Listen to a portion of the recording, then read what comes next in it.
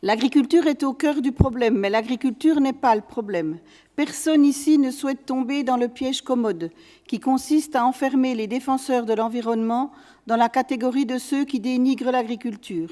Personne ici ne souhaite attaquer l'agriculture et les agriculteurs.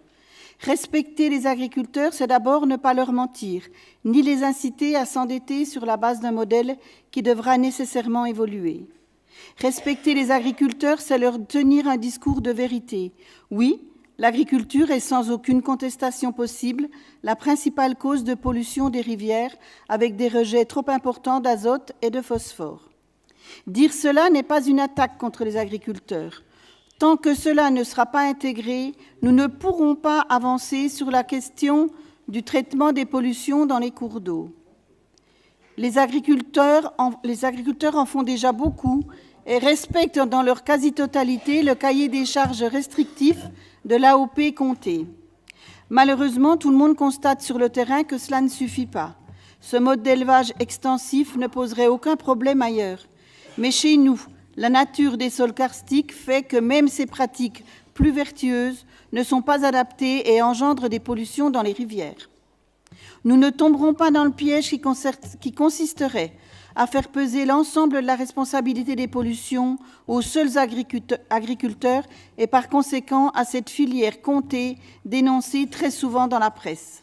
C'est la société tout entière qui doit s'interroger et trouver les pistes pour concilier agriculture et vie aquatique.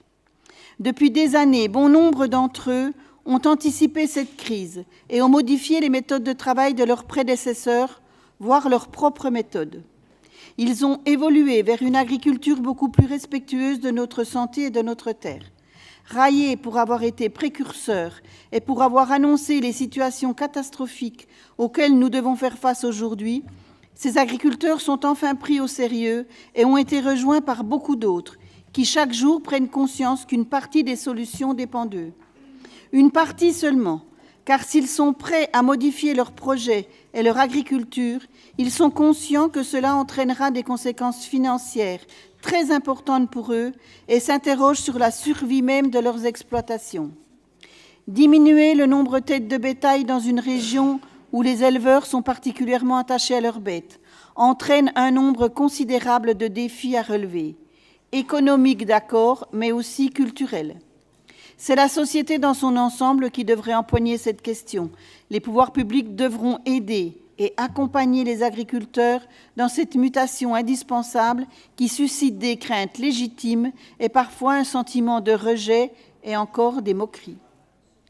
L'aide de la collectivité sera indispensable pour rassurer les agriculteurs, sécuriser les démarches de changement de pratique et susciter de nouvelles vocations pour, au minimum, maintenir le nombre d'exploitants agricoles. Nous sommes certains qu'un grand nombre d'entre eux sont conscients de la situation et seront prêts à fournir les efforts nécessaires s'ils se sentent respectés et ne se retrouvent pas perdants. Nous devons écouter les analyses et les conseils des scientifiques, mais nous devons également écouter ceux qui sont les plus à même d'analyser l'agriculture et les aider pour avancer avec nous vers un avenir moins sombre, les agriculteurs. Merci.